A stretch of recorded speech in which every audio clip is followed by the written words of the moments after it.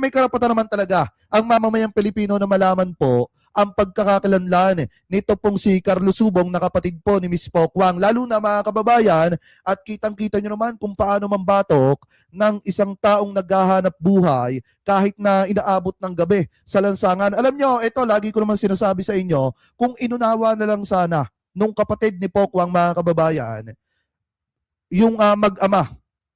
ano po na nagkakariton at tinulungan na lamang sana kaysa tawag dito, kaysa gawan pa nang hindi maganda, hindi na sana po hahantong pa sa point mga kababayan na yung lisensya ng kapatid ni Pokwang marirevoke. Dahil imaliwanag naman po bukod po doon sa 90 days, suspension mga kababayan doon po sa lisensya ng kapatid ni Pokwang, maliwanag po mga kababayan na